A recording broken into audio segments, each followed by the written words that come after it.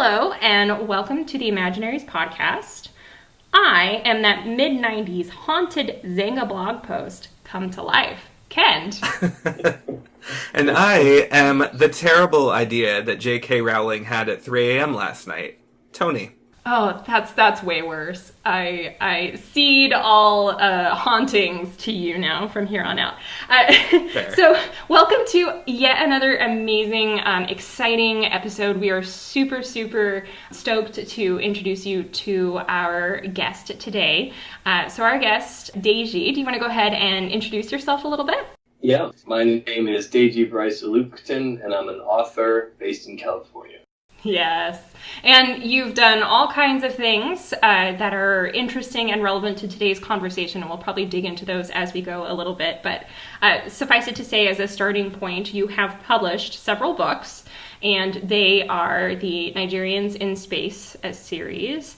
And so that's kind of where we're starting from in some of our questions today. And Tony, one of the things that you mentioned in our show notes as we were planning out the general course of today's episode was this really interesting concept that starts emerging in the Nigerians in Space series. Do you want to kind of talk us through what this is and what interested you about it? Yeah, absolutely. So I'm going to give you 2 words, which turn into 3 words, but are actually 2 phrases. So, brain drain and brain gain. So here's my kind of like background with the series. I read After the Flare first accidentally, and then went back and read Nigerians in Space. I think I got After the Flare out of the library. Anyway, this is unimportant. What is important is that I sort of was introduced to the concept in a roundabout way. Like I hadn't had the background of Nigerians in Space first. So this is like a really poorly formed question. It's barely a question at all, but I just really want to sort of hear more from, the non-fictional side of things, like brain drain, brain gain. Please tell me more. Where is the concept of brain drain coming from in the first place? Yeah. Sure, totally. Yeah, I studied fiction in South Africa at the University of Cape Town, which has a great writing program that was started by Jan Coetzee, who's a Nobel Prize winner. And so it meant that as I was sort of starting to write, I was really seeing it through this lens of being in Africa, in Cape Town, which is a unique slice of Africa. Yeah. And then there's just this trend that I'd seen in my own family and in a lot of different communities, especially international communities, where you have someone who's got some talent, and more often than not, they want to stay in where they live or close by, or at least stay in their country, stay close to their community and family. Mm-hmm. They don't want to go 50,000 miles away. They want to be there to support and uplift. And they look around, and there are no opportunities. Mm-hmm. Often they've got great skills. They've built them in other countries by going to school there, or even gotten educated locally and trained locally. And then they look up and they're ready to enter the workforce, and there's nothing for them. And that's this concept of brain drain that when you look at that in total, a lot of developing countries, that's what they experience is their best and brightest want nothing more than to stick around. And sure, a few do, because it's you got to give credit to the folks who stay behind. Right. But then a lot of people will go off and try to seek a new opportunity, and that's called brain drain. You add it all up. A lot of that best talent is, moved to Europe or Western countries.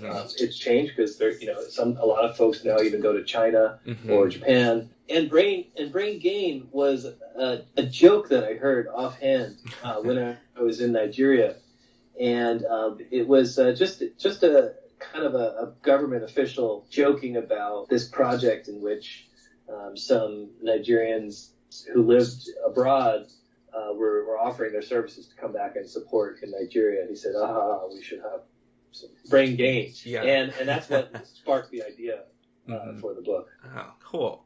So when I encountered those ideas in Nigerians in Space, like they had not been presented to me in that context, like in, a very kind of like real context. Like I had seen maybe I don't know, there'd been like an odd Star Trek episode or something that kind of looked at, something similar to Brain Drain.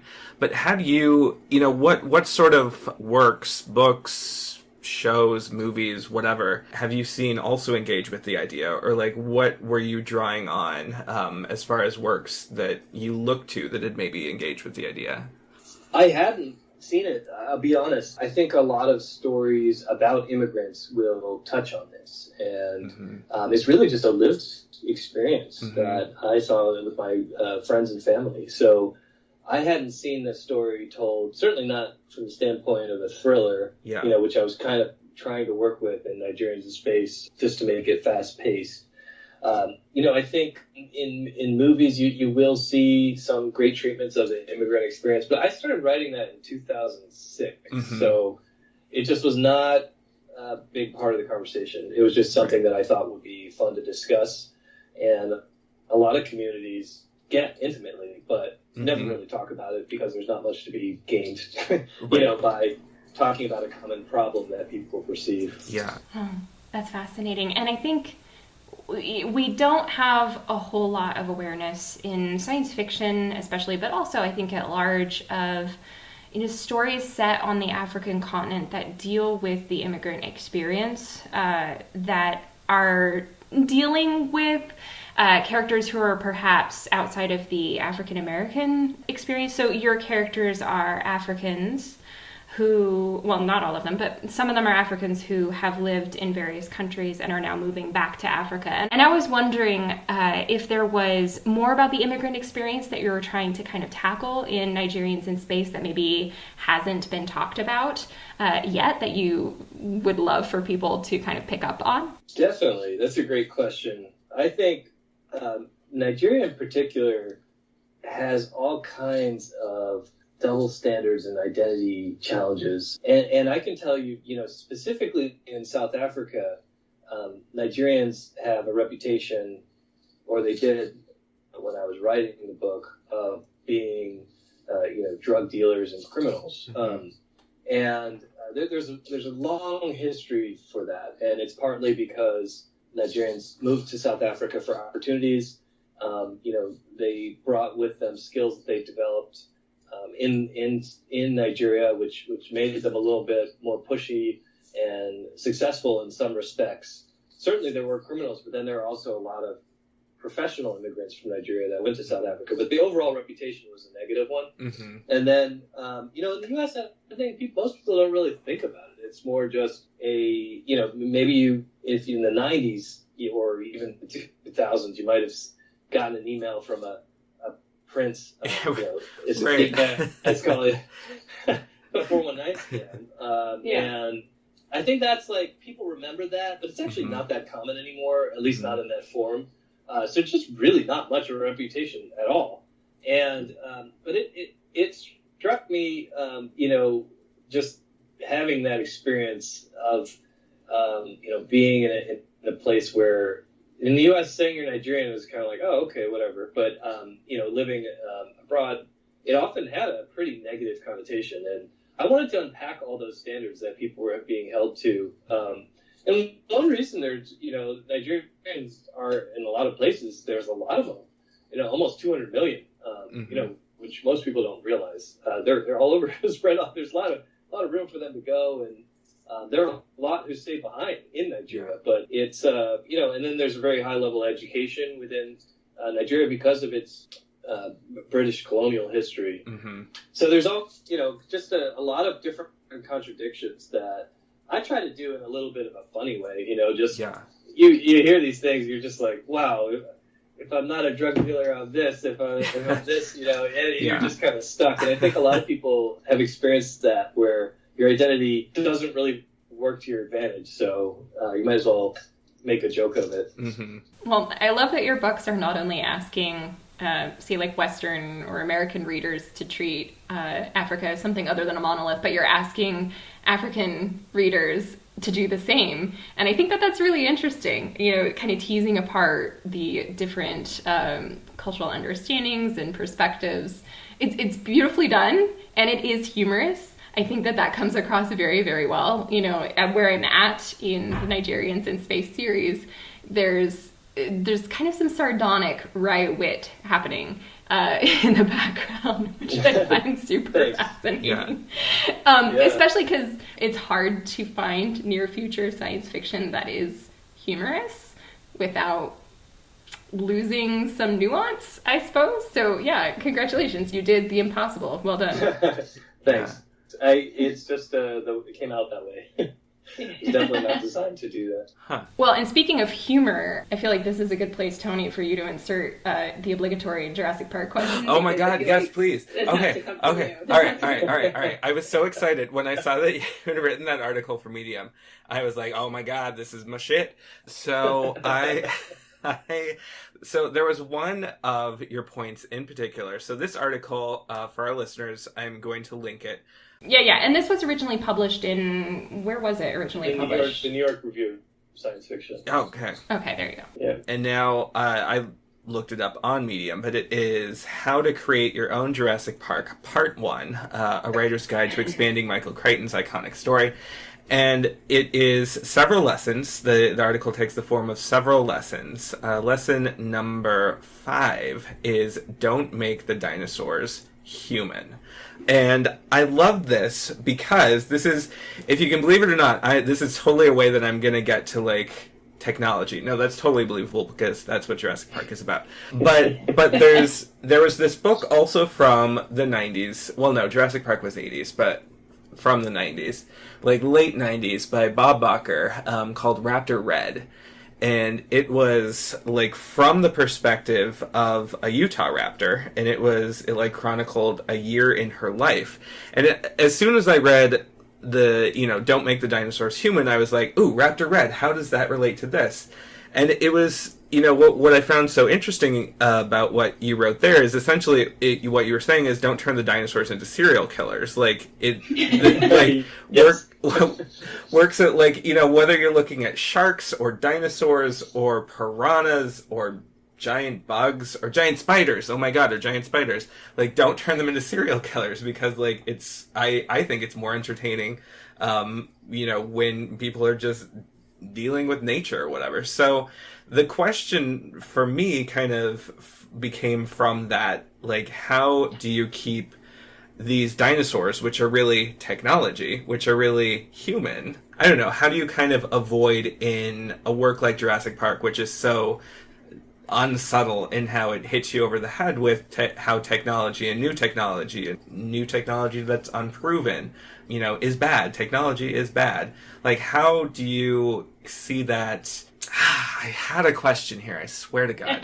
I mean, the question is kind of, how does this larger argument about the role of technology relate to what you're doing in your work? And also, not just your work, your written work, but this advocacy work that you've been doing. We're really fascinated to hear a little bit about, like, your legal defense work as well. Yes. Yeah, well, I'm totally willing to dive into that, to Jurassic Park.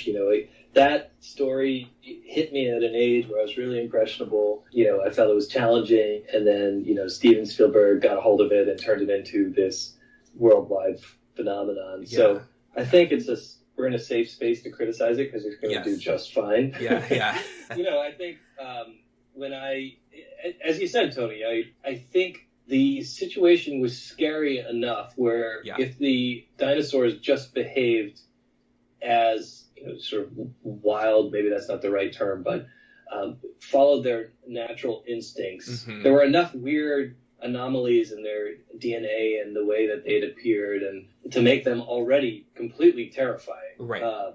And for me, I just felt that in the books, particularly once the T-Rex really starts hunting them, it's more terrifying to me that if you have to walk down that block at any moment, this horrible creature could come out and kill you just because that's what it does. Right. Not because it's not going to follow you for 5 blocks, but you have to go through that block to survive. Yep. For me, that was scary enough and absolutely convincing. And Crichton's did that and turned them into these gothic, Frankenstein-like animals for entertainment. And maybe as a little bit of a warning, and that's perfectly legit. I just felt that I thought it was more interesting for them just to act naturally, Yeah. and that's how you die. Right. In the same way, a shark, Jaws-like story, rather than Jaws, that no, once you're in that section of the water, it's fair game for you. That's way more scary than, to me, than, this kind of like, creature that's going to hunt you down at all costs, even if it makes zero sense for their like caloric intake or right all these other things. Exactly. Yeah Agreed. And it's when you look at especially the T-Rex and the raptors in the book, like you said in your article, they just kind of like hone in on the characters, and certain characters like the T-Rex has some vendetta against Grant and the kids. And that, like, it's not as interesting to me as encountering, a tyrannosaur that would feed when it's hungry, and maybe you're in its territory, and since it's hungry, you are prey. But, like, kind of stalking Grant and the kids, it's just like, that could be a serial killer. That could be, I don't know, the shark from Jaws on like in a mobile aquarium. Like it could be like anything. And that's kind of terrifying now that I said that, and I've just given myself another fear. But like, it's kind of like at its root, it seems to me to be a question of, is that fear kind of this hand holding that you're doing with death, where it's like, yes, this wild thing could come out and kill me at any moment if I'm in its territory? Or is it kind of like this idea that is, people are behind this, something with a brain is actively trying to kill me for a reason I don't understand, so it's really like the reasoning or lack thereof that's scary? Yeah, well, I mean, this kind of ties back to the idea that maybe what we're scared of isn't dinosaurs, but ourselves and things that think and behave like ourselves. Comparing Jurassic Park to one of Crichton's other works, Dragon Teeth came out posthumously, and it's about the Bone Wars, and so it's it's historical fiction. It doesn't feature dinosaurs as characters, and so the villains and the heroes, all of the characters are humans, and I felt that was kind of that was Crichton trying to get at what you're talking about, like trying to figure out ways to write a dinosaur story where the thing that you're afraid of isn't some anthropomorphized or sort of twisted version of nature, but each other. I thought that was really interesting. Did he write that before Jurassic Park or after? He wrote it piecemeal, so I think he ended up leaving it in a box in his attic or wherever authors leave their manuscripts that they're unhappy with. Essentially, it was a manuscript he never wanted to see all the way through publication, and has been pulled out of the attic, so to speak, in order to make money. I mean, the way that you do. Harper Lee, looking at you. So sorry. Oh, I agree with that. That's a tough one. I think as an author, sometimes it is satisfying to see, because it gives you a little peek under the hood how authors, especially great authors, formulate ideas and the things that work and don't work. But I agree that it's a tough one. Yeah, sometimes you need to just keep them in the attic and honor their wishes. Yeah, absolutely. But I guess let's kind of circle back to Tony's question about dinosaurs as technology, dinosaurs as a metaphor for something else. Like, how did because you very, very, in a very different way tackle technology in your work. How did you approach this idea of incorporating metaphors about technology or technology itself into your writing? What was that kind of relationship like? I think because of authors like Crichton and my own father being a scientist and someone who's very close to biotechnology, it meant that even though I was not a successful, by any means, science student in school, that path was sort of closed to me. But I just struggled with chemistry and physics, and it didn't come naturally to me. But I knew that somewhere genetically I was capable of these things. So I thought I could at least explore them in fiction and go at my own pace, where I'm not in a classroom with 30 other kids trying to answer a bunch of questions within an hour, Right. So I think I've always felt like technology should be something that everyone can enjoy, in science in general. And, there are some people who are better at it and are qualified to do it and should do it. So I just had that a little bit of interest in exploring this and understanding, and that's where it came. That's where the root is okay. I can see this is possible in my family. I have friends who can do it, and I like it.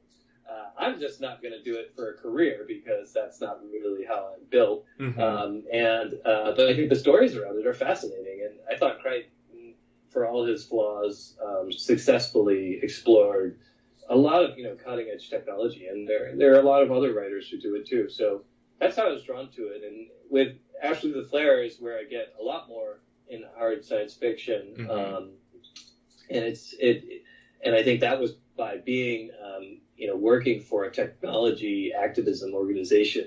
I was just surrounded by it every day, with some of the most courageous and brilliant people who were using all the tools that we use to communicate. They were figuring out how to keep human rights activists and journalists alive, through those tools. So it meant that there was just this rigor that if you got it wrong, someone could literally die. Yeah. And I got to work with those people, and it really, you can see it in After the Flare. It's just kind of in the undercurrent of the writing.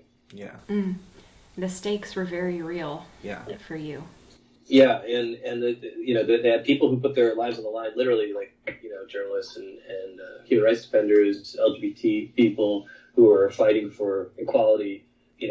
Our team would try to secure them if they got hacked, and if their friends got arrested, we would make sure that their Facebook account was suspended for a while. So because what would happen is governments would go in there and say, okay, well, give me your password, and then immediately track down all their friends. Yeah.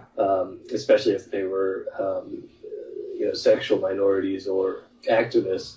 So that was definitely I wrote all of After the Flare while I was working in that space. There's a real sense in your writing of like immediacy, like you obviously have done your research or lived the experience that provided a lot of the inspiration for your work. I guess I'm curious too, what is some of the other research that you did and the background that you pulled from for this series? I think people are going to be really curious about, like, where does this magic come from? Yeah. Thanks. That's really nice of you to put it that way. I think, a lot of my research for Nigerians in Space was library research, pulling out dusty books and trying to understand it and trying to understand the science and also the cultures that I was describing. And then After the Flare, a lot of it was because I was very immersed in this work, social justice work. But there was a great book that NASA actually came to my rescue a couple of times. I went to the Neutral Buoyancy Laboratory in Houston, which is awesome. Yeah. I got to see that. Some NASA librarian, I saw, it was The Right Stuff, Tom Wolf's Tom Wolf. Stuff. Mm-hmm. Yeah. And there's a period where there's a passage which is just beautiful where he describes John Glenn, orbiting the Earth for the first time and what he sees. And there's one line in there where he says, Kano, Nigeria, as they're running through the checks, for different stations to make sure that they're tracking him. Mm-hmm. And I was like, Kano, Nigeria, that's crazy. And I tracked it down. NASA found me the article that he was referring to. And, it was true. There was a tracking station in Nigeria, in Kano, that tracked John Glenn around the world. Didn't last long. And this is in an area of the country that was like, there were literally people walked around with camels, and herders and nomadic people, nomadic way of life. They're still there today, but back then it was very different, much smaller place. And it just led to trying to understand more about these tracking stations. And NASA had a great free book on, all the tracking stations by this guy named Sonny Sao. I don't know how people like this write. He's like a NASA employee who decided to write a history of tracking stations for NASA. Not a big audience, but I think it's beautiful that this book was created, and it was so well written and documented. So I just relied heavily on that. So there, in the internet age, I think the challenge is actually that there's too much information, and a lot of it's not super high quality. Yeah. And then the other challenge is that you can just research forever. Right.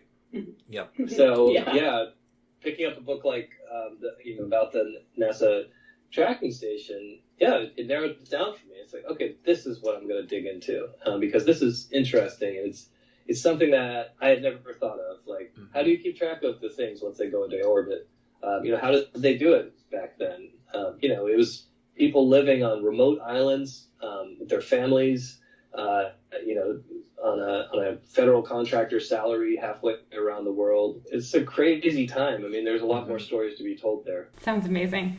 Are you going to tell any more of those stories in future work? I think it sparked an interest in just, how do we... I've got a short story coming out with Lightspeed in June, and it's just how do we keep track of these things? When we send ships out far away and communication, and how do we communicating with people? How do we trust the information that gets back to us?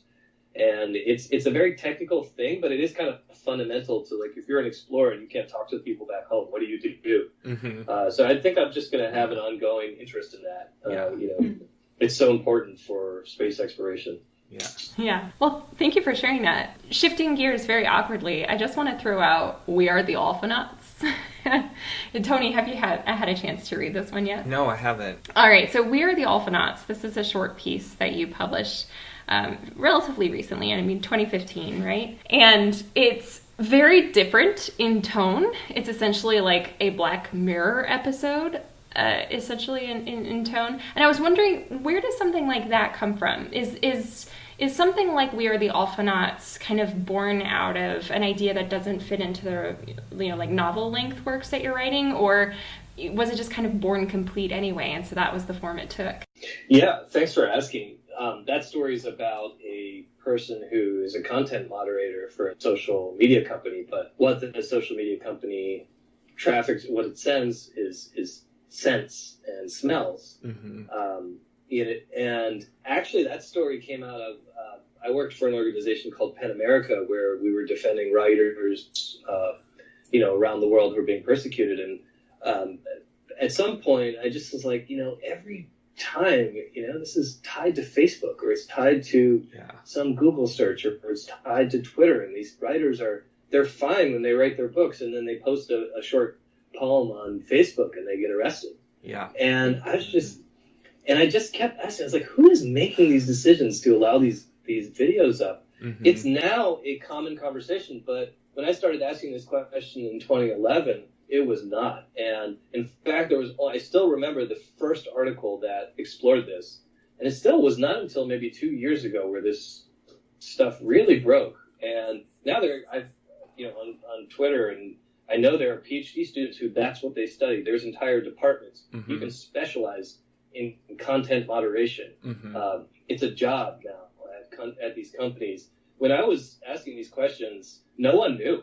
And I just was like, who is making these decisions? The people at the company knew, obviously, but they didn't share it, and they felt no reason to share it because they were presenting a squeaky clean version of the internet. You were just on Facebook, you're enjoying it, hanging out with your friends, and you're not thinking about, what about all the weird stuff that people post, What about the violence? And we started seeing that in Myanmar, which now everyone knows is a place where, it was actually anti-Muslim violence by Buddhists, which is not a narrative that you would think of. You always think of Buddhists as being the kind ones. And it was the Rohingya, who we now know have suffered from a genocide. But we were seeing this, and we were getting these warnings, like, who's making these choices? And no one knew. So that story was totally the culmination of, like, everything I had learned about that point. And I thought, well, I'm an activist, so I'm not like going to write a legal scholarship article. I probably should have, but I was like, it just poured out. I think I wrote it in 2 days, and then refined it with the help of Brian Hurt, who was the editor of the first collection that it appeared in. That's awesome. Thank you so much for sharing that. Tony, definitely go ahead and read this. And we will provide a link to the short pieces that we talk about, since you have kindly linked them on your own website. But Tony, you also had some questions, and I'm going to kind of lob this over to you to kind of start framing for us. But you had some questions about other works that Nigerians in Space and Deji's work is in conversation with. So I was wondering if you kind of wanted to feel our way into that conversation. Totally. So I'm going to actually call on another article that... Was it originally on Slate, or was it reposted on Slate? The Utopian and Dystopian Visions of Afrofuturism. Yeah, it was originally on Slate. Okay.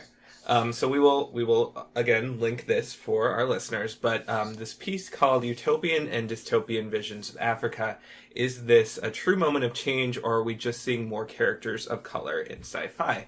And what I thought right off the bat when I read that, there's this concept that has come up in my research from this math education researcher who has two opposing, or not necessarily opposing ideas, but two complementary ideas. One of them is called inquiry, and the other one is called add queers and stir.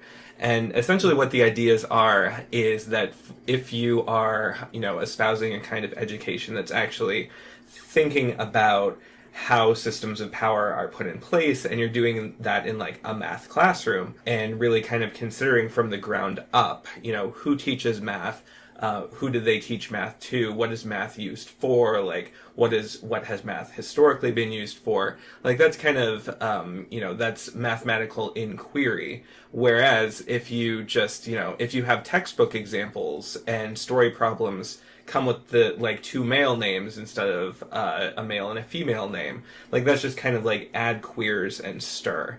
So I was more familiar with like the concept from like the LGBTQ plus side of things, and also in my research, but it immediately struck me as like the same kind of question. Like really the question is, as we're seeing these utopian and dystopian visions of Afrofuturism, of Afro alternate history, which is I definitely want to tease that apart a little bit.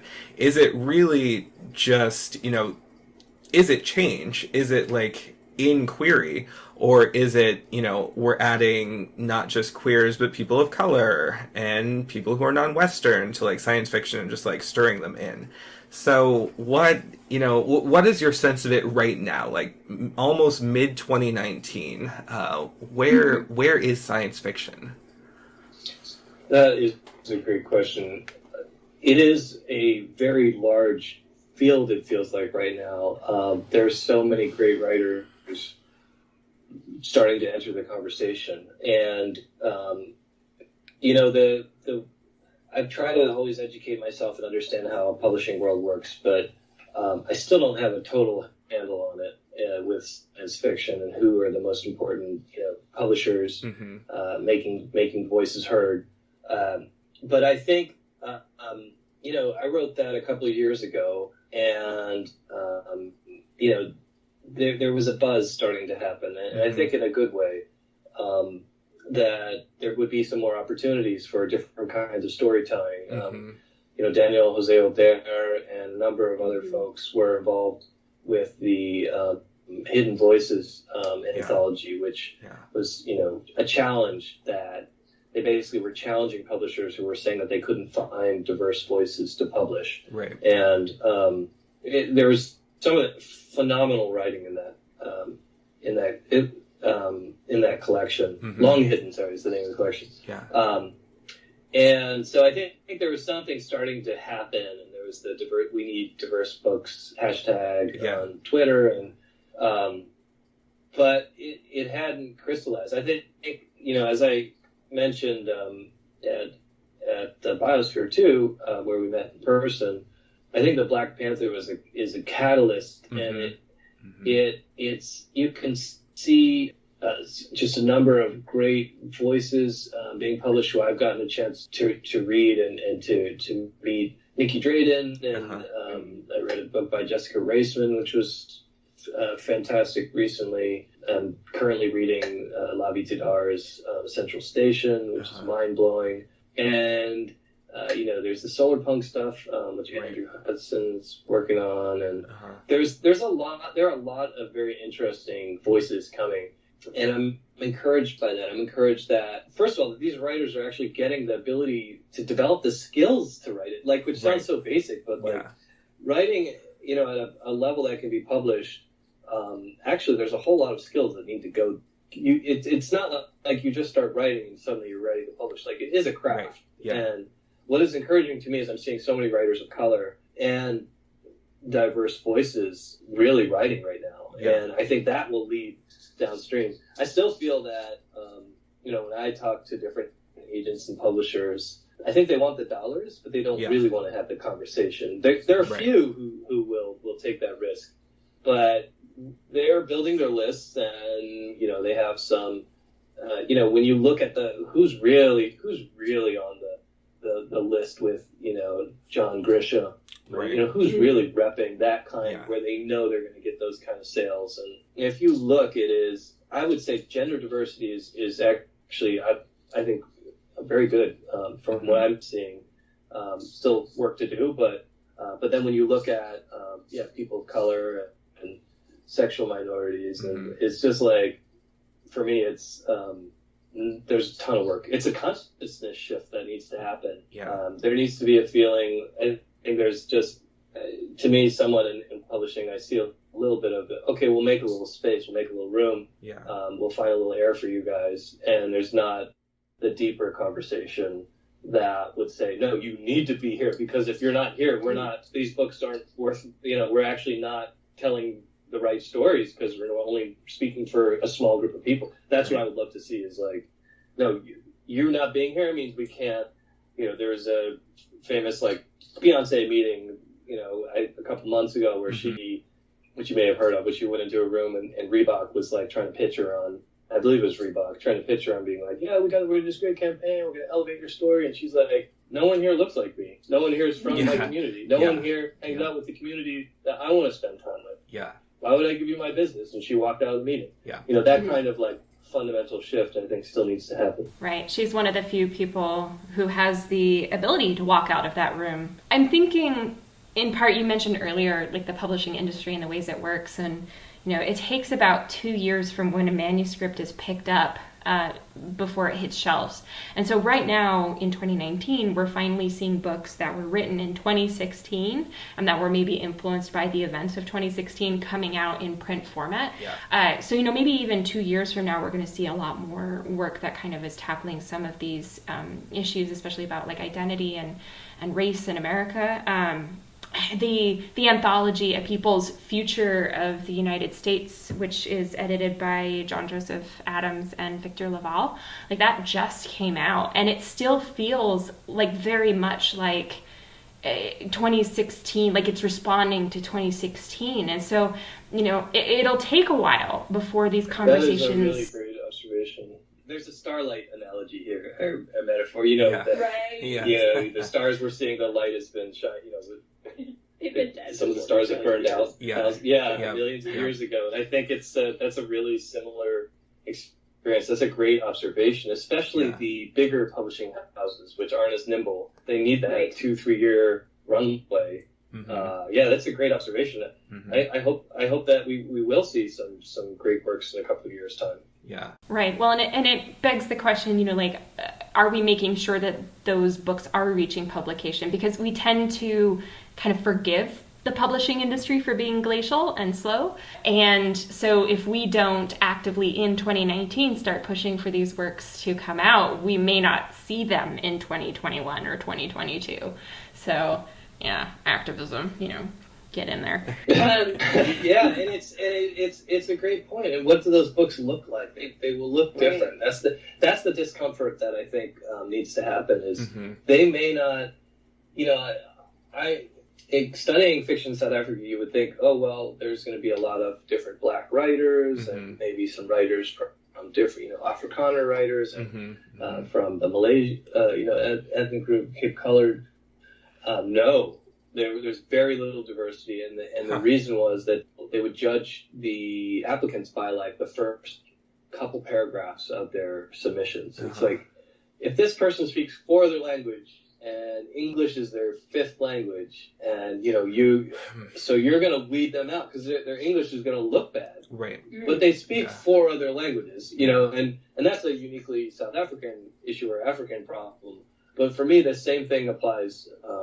For the publishing industry in the U.S., that there will be folks whose prose doesn't look quite right, You know, it Right. doesn't fit the MFA, framework. Yeah. And so, you know, how are we letting those works in? Because what's underneath? What stories are being told? And that's the stuff that I would like to see happen. Yeah, us too. Yeah. So Tony, you also had some specific works, I think, that you kind of wanted to hit here in the episode. Did you want to kind of dive into those? Yeah, and so just pulling off of what you were both saying, like the other thing that I kept thinking of is, you know, there's always kind of this expectation that, at least this expectation that I have, that like we hit a point and then it's better. Like, you know, and that's obviously like so incorrect. But I was just thinking, like, you know, as I'm looking at my shelves, like there was this special issue of Lightspeed from mid 2015 that was Queers Destroy Science Fiction. And I just remember when I read it, I was so underwhelmed. Like, I was just like, there should be more destruction here. Like, where was the actual destruction? And I just remember thinking, like, and then Ken told me that there had been, like, you know, all these anthologies of, like, gay and lesbian science fiction in the 90s, like, edited by Nicola Griffith and, like, other authors who were working at the time. And I just, like, there have not been any anthologies like those since. Like, somehow, you know, we kind of, like, got to a point, and then the assumption was, okay, we're good, we got there, and then it's gone downhill. And it reminds me, too, of this interview I read with Avery Brooks, who played Captain Sisko on Star Trek Deep Space Nine. I remember, yeah. And it was, like, 15 years afterwards. Like, it's definitely, you know, now it's, like, maybe a decade old, but I forget. I was trying to find it earlier, and I couldn't find it again. But if I can, we'll definitely include it in the show notes. But essentially what he was saying was, so Deep Space Nine, you had, like, mid-90s, the main character was a black man. You saw his son, who was also a black man, who was also a main character. You saw their relationship. You saw his relationship with his father, so you got 3 generations. You had actual, like, you know, you had these relationships develop over the course of the series. And then he was like, and have you seen that on TV since? Like, has that been a thing either in TV generally or in science fictional TV, where you see, like, a multi-generational relationship between black men? And it's just like, it's not there. It didn't happen. Like, it was Deep Space Nine, and then things were better, big air quotes here, and then nothing. And I mean, like, certainly, you know, now that we have Discovery on the air, I'm picking up the Star Trek torch and running with it again. Like, the fact that we have Sonequa Martin Green as, like, the lead for a Star Trek series, and she's a woman of color, is awesome and amazing, but I also feel like that could easily swing back in the other direction again. And I just, like, I don't know that I have any answers for this. I don't know that I have a question for this, but... No, I share your concerns and optimism. You know, I need to give credit where credit is due. The pioneers, you said 2015, there was this Lightspeed issue, and you know, the people who were pushing the boundaries earlier. And I think, you know, in this Slate article you referenced, Lisa Lucas, who was at Guernica as the publisher of Guernica, who has now since become the president or the CEO of the National Book Foundation. Yeah. She was the one making this point. And that she wanted to see more editors. She wanted to see more people in the boardrooms, in the writers' rooms. And I think that just needs to continue. And I agree, your skepticism there. I mean, when I think about the setup you just described, I think of After Earth. Oh, yeah. Yeah, because that was Will Smith with Jaden Smith and Jaden Pinkett Smith. And, I mean, you know, that's like Beyonce, a rarefied father-son relationship and a stable family seen on screen. It's just a rare, very few people can pull it off like that. And but I am hopeful that, you know, some of these structures will be moved a little bit. But I just, you know, I don't think they'll be moved out of the kindness of people's hearts. I think they need to be shoved open. And the reason is it's just too easy. Like, if you're happy with your job, or let's be frank, you're a publisher, you're an editor, you're an agent, you've got a lot of pressures on you already. And to expect them to have some profound shift of consciousness without someone forcing it is pretty unlikely. Even if they're the best editor and they're so sensitive to their authors, like they're just not going to until they're forced to. And it's going to be some meeting of that. And I think what you say, Tony, is a good reminder to myself, because as I have conversations, I'm like, yeah, I don't want to favor, it's like, right. I actually would like you just to take this story seriously. And if there's structural, and it's like, let's work on those, and if there's a direction where you think things should go, let's talk about that. But get rid of those like gut feelings, like, oh, I just can't relate to the characters and that kind of bullshit that anyone who writes on the margins is like, it's such an excuse to keep stories out. Yeah. Absolutely. I'm kind of overwhelmed with like all the fears and the optimism at once that I feel about the future, the potential future of science fiction, I suppose, because it would be easy to sit here and kind of start listing off like all of the authors and creators who are making such leaps and bounds and really pushing the form. Like I'm even thinking like Ava DuVernay and Jordan Peele and on the film side of things, changing things in the boardroom, so to speak. And they're extraordinary individuals.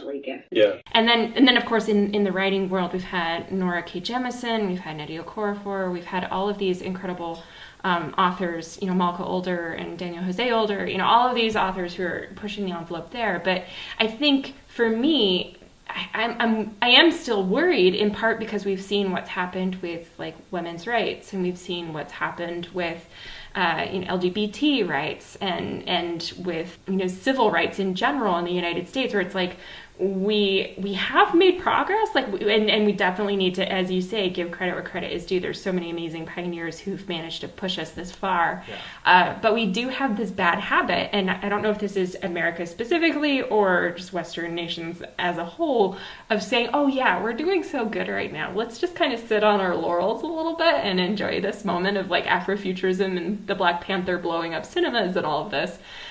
So like, what is the way forward, not just as like consumers and creators of science fiction, but also as like activists, since you kind of have your foot in all of the different ponds? Sure, yeah, and I think I'll get back in my lane. I mean, I think, the area I kind of have written about is Africa and science fiction and Africa's interplay with the U.S. and Europe. So I'll get back in my lane here, because I don't, there are a lot of other important conversations happening that I'm not really part of. But I think there's a tremendous amount of talent coming up. I just looked at the Clarion Writers Workshop. They just released. There are 2 or 3 African or African diaspora writers on there. For me, that's a really promising. That's wonderful. And it's such a big continent, and there are so many voices and so many stories to be told, even within the over 50 countries.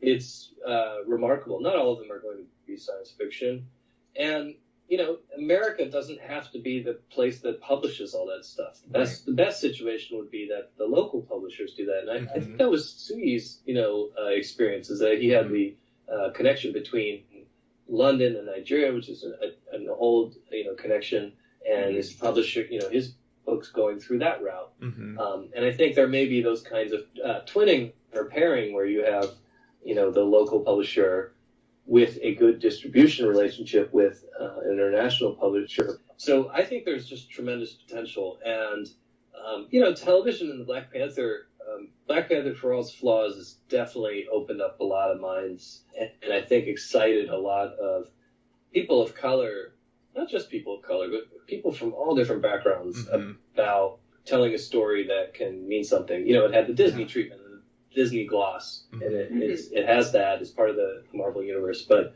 I think that's something that's worth celebrating. Hopefully, it will open doors. It's showing that, and Jordan Peele and all these folks you just listed, Ken, they're opening doors. So I think there's a tremendous potential. I think you're right that the action needs to continue, and I think the part for me is just realizing that I need to, on my personal level, I need to do a little bit more work mentoring and trying to find the writers who are maybe earlier on in their careers. And, I think it's interesting, as a person of color, as a writer of color, writing for an independent publisher most of the time, I think I've been very happy with the way they treated my book and the reviews. It's gotten great reviews. But you always feel like, oh, well, I'll turn around and help once once the big one comes, or, or the success comes, and that'll be the moment. And I realized, like, that assumption is, first of all, it undercuts, like, how hard it was just to even get to the point where my stuff was out in the world. Just like any author, it's so hard to publish something. And, that step alone is just very difficult. Mm-hmm. But it's also like, no, my journey was probably a pretty typical journey for a person of color trying to write what I try to write, on the margins. Anyway, the stories are on the margins. The characters are on the margins. And yeah, I think, I'm happy to provide any advice that I can share. I can't necessarily tell someone exactly how to make a Black Panther, but I can tell you how, I've navigated and created a career that is satisfying. So, and then I think for the activism question, I just see it every day. There's a quote that I read, and I've since forgotten exactly what it was, but basically it's saying that, apathy sets in. The best cure for apathy is to take action. Yeah. Mm-hmm. And that very first step will cure you of that. And you see that. You see that with the folks who, mobilized to vote some jerks out of Congress. Mm-hmm. And, all the people who are showing up at protests and continuing it despite of all this things saying that they should give up. That feeling in your own personal life is, if you take that step yourself, even if you fail, you're building something. You're building a little piece of belief in yourself. Let's face it, the times are bad in the U.S., but for a lot of folks, they can get up and do a little action, whether that's signing up someone at the local library. It doesn't really matter. It's so personal. Or doing a beach cleanup. I say that because I'm in Santa Barbara. Yeah. But that little... that little piece of action that starts the momentum, and it gets you out of this apathy that you can't do anything, and you should just give up and, let a president steal an election, and, all this, that you should just turn the other way, when these things are happening and you see injustice. That's what you're supposed to do. You're supposed to give up. So I think it's actually such a small thing. You take this small step in your own life, and then build from there, because it can be overwhelming. And when you're ready for bigger action, then you can do that. And there are a lot of people who will help you along the way. Thank you so much. I think we're kind of gliding down the runway now of the podcast. Tony, did you have any follow-up questions that you wanted to ask as we start kind of accelerating out? The only thing that I kept thinking after, as we were switching between topics, I was like, we're not really this pessimistic. No, really, there is some optimism there. And I think of it the way I think of Octavia Butler a lot of the time, which is that, a lot, when I'm reading or rereading Octavia Butler's books or short stories or articles or whatever, they seem really pessimistic in the moment, but I always kind of leave them with this feeling of, long-term optimism. And I just...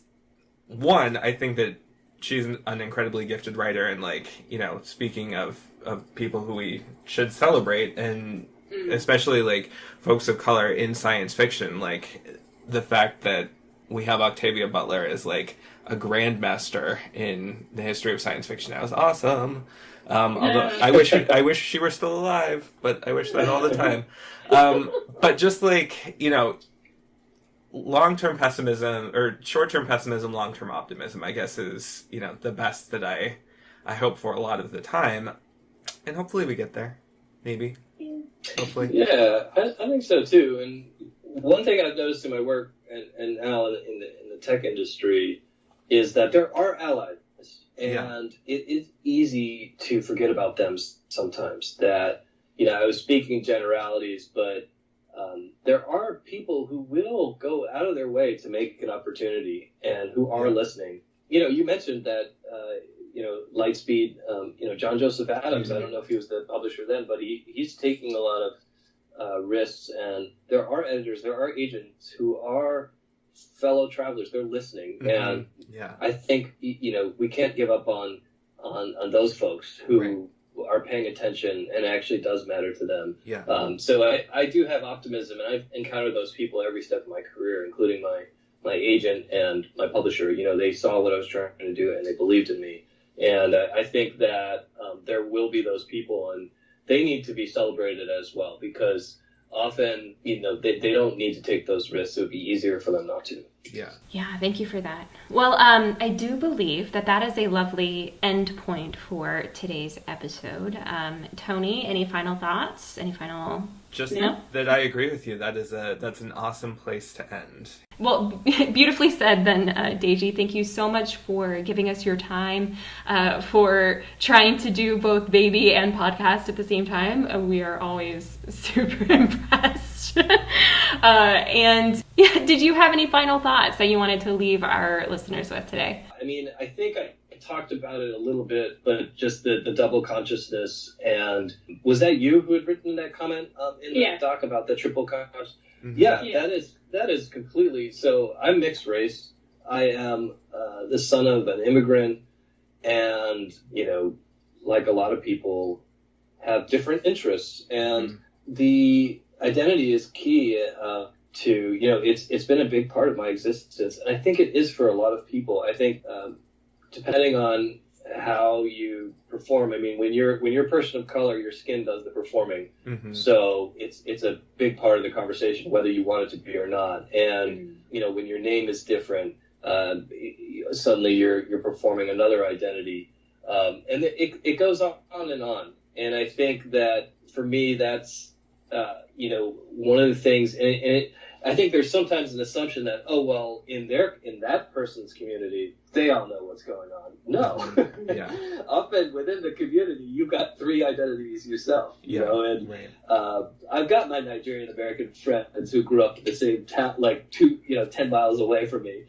But then they have completely different. They come from different ethnic groups. They like different sports teams and books, and these performances, and I think performance and the idea of performance is something I definitely have learned, and I'm continuing to learn from the LGBT community, mm-hmm. especially the trans community. And I think it is like one of the profound realizations of my lifetime is how sexuality is a performance and gender is a performance, mm-hmm. and that there's a fear and a backlash against this fundamental truth, which we all know to be true. It doesn't take much time to think through what does it mean to perform masculinity? What does it mean to perform femininity? What constraints have I been held under by looking like the way I do or acting the way I do? I think we all get it profoundly. And when I look back to science fiction from the 50s and 60s, I see those questions being asked there. Mm-hmm. So to Tony's point earlier, that at what point does the ball get dropped? Yeah. Because people were probing these questions, maybe coming from different communities, but that to me is like one of the profound questions of our time. So the performance and related to double consciousness, there's this other big quote unquote discovery that entire communities have known about for hundreds of thousands of years, and we're just now grappling with it, at least in the U.S. in a meaningful way. So mm-hmm. that to me is really exciting, and I know it's not truly in response to your Du Bois question, but it is the one that is constant. Like I've been around the block with my identity and thinking about, what does my identity mean? And just, I'm now at an age where it's like, all right, that's just what it is. Yeah. But I think the one that continues to challenge me and excite me, especially in terms of storytelling, and that's not my story to tell, but I really look forward to reading those and learning, is just really digging into this performance and what that means in terms of your identity. Yeah. Love it. I was nodding so hard that whole time. Yeah. That was a really long closing rant, but my neck is very tired. Well, I guess, Tony, unless you have anything else to add, we'll go ahead and close the podcast. Thank you again, Deji, so much for joining us tonight. Tony, where can we find out more about Deji's work and Deji himself? That is an awesome question. So you can check out Deji's website at returnofthedeji.com. And where on social media, where might people go to find you? I am on Twitter at Didgeridoo. I'm an inconsistent Twitter. But, Yeah. You can get me there. Yep. And Tony, where can you find out more about the podcast? If you're looking for more of us, we are at imaginaries.net. You can also email us at imaginarypod@gmail.com or follow us on Twitter at imaginary_pod. Lovely. Y'all are awesome. Thank you for bearing with us through an hour-long amazing conversation with Deji, and we will catch you on the flip side. So, goodbye. 3, 2, 1.